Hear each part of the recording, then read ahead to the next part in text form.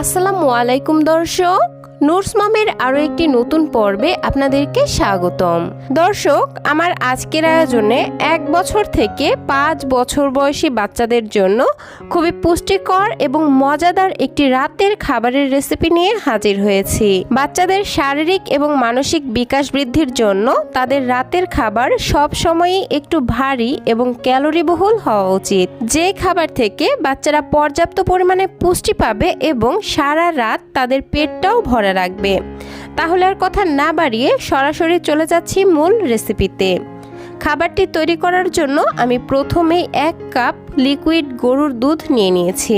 এখানে একটা কথা বলে রাখা ভালো, বাচ্চার বয়স 1 বছর হয়ে গেলে সরাসরি গরুর দুধ খাওয়ানো না গেলেও গরুর দুধ দিয়ে তৈরি করে বিভিন্ন খাবার খাওয়ানো যায়। তো দুধটাকে আমি প্যানের মধ্যে ঢেলে নিলাম।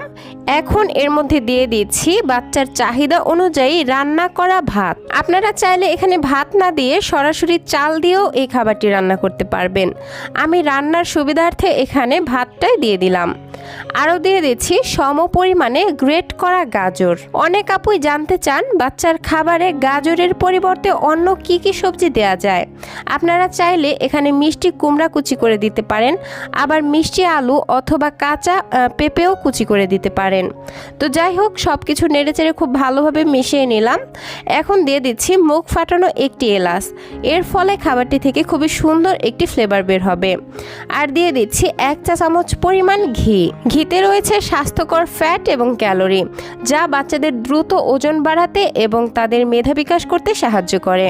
তো যাই হোক, এবার একটি ঢাকনা দিয়ে ঢেকে দিচ্ছি আর চুলার আঁচ মিডিয়াম এবং লো এর মাঝামাঝি রেখে এই ভাতগুলো নরম হয়ে আসা পর্যন্ত আর গাজরগুলো পুরোপুরিভাবে সেদ্ধ হয়ে আসা পর্যন্ত রান্না করে নেব।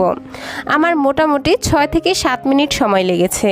আর মাঝে মধ্যে ঢাকনা তুলে একটু নেড়েচেড়ে দিব যাতে করে বলক এসে দুধটা পড়ে না যায়। তো ফিরে আসলাম আমি 7 থেকে 8 মিনিট পর। আর এতক্ষণে কিন্তু আমার গাজরগুলো অনেকটা সেদ্ধ হয়ে গেছে আর ভাতটাও নরম হয়ে এসেছে। এখন আমি যে এলাচটা দিয়েছিলাম সেটা তুলে ফেলে দিচ্ছি।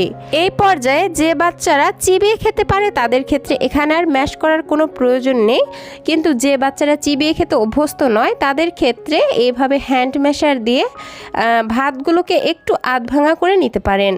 তো আমি আমার বেবির পছন্দ অনুযায়ী খাবারটিকে একটু আধ ভাঙা করে ভেঙে নিচ্ছি। এই তো ম্যাশ করে নিয়েছি। আর ম্যাশ করার পর খাবারটির ঘনত্ব ঠিক এইরকম পর্যায়ে রয়েছে। এই পর্যায়ে খাবারটির টেস্ট বাড়ানোর জন্য সামান্য 1 চিমটি পরিমাণ লবণ দিয়ে দিচ্ছি। আর খাবারটিকে পুষ্টিকর এবং ক্যালোরিবহুল করার জন্য দিয়ে দিচ্ছি মিক্সড বাদামের গুঁড়া। এখানে আমি 3 থেকে 4 ধরনের বাদাম খুব ভালোভাবে ভেজে তারপর গুঁড়া করে নিয়েছি। আর সেখান থেকে উঁচু করে 1 চা চামচ পরিমাণ দিয়ে দিলাম। এখন সব কিছু খুব ভালোভাবে মিশিয়ে নিচ্ছি। আর আপনারা হয়তো লক্ষ্য করেছেন যে আমি এই খাবারের মধ্যে কোনো ধরনের চিনি বা মিশ্রি ব্যবহার করিনি, কারণ এই খাবারের মধ্যে আমি গাজর, কয়েক ধরনের বাদাম এবং গরুর দুধ ব্যবহার করেছি, যেগুলোর মধ্যে ন্যাচারালি অনেকটা সুগার থাকে। আর খাবারটি এমনিতেই হালকা একটু মিষ্টি হয়েছে।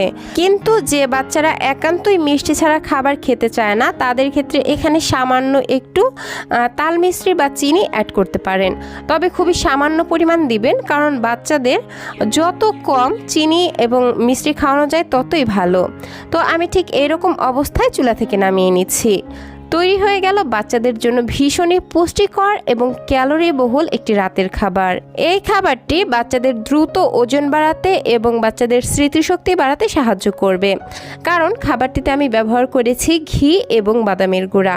এছাড়াও খাবারটি বাচ্চাদের রোগ প্রতিরোধ ক্ষমতা বাড়াতে এবং বাচ্চাদের স্কিন সুন্দর রাখতে সাহায্য করবে, যেহেতু আমি খাবারটিতে গাজর ব্যবহার করেছি। পাশাপাশি এই খাবারটি বাচ্চাদের পেট অনেকক্ষণ ভরা রাখতে সাহায্য করবে, যার ফলে বাচ্চারা সারা রাত নিশ্চিন্তে ঘুমাতে পারবে। তো দর্শক, এই ছিল আমার আজকের আয়োজন। আশা করছি আমার আজকের ভিডিওটি আপনাদের কাছে ভালো লেগেছে। ভিডিওটি থেকে যদি সামান্যতম উপকৃত হয়ে থাকেন তাহলে প্লিজ নিচে থাকা লাইক বাটনে একটি লাইক দিয়ে দিবেন এবং বাচ্চাদের জন্য এরকম আরও নিত্য নতুন পুষ্টিকর খাবারের রেসিপি পেতে প্লিজ আমার চ্যানেলটিকে সাবস্ক্রাইব করে বন্ধু হয়ে পাশেই থাকবেন। আজকের মতো বিদায় নিচ্ছি। সবাই ভালো থাকবেন, সুস্থ থাকবেন। আল্লাহ হাফেজ। আসসালামু আলাইকুম।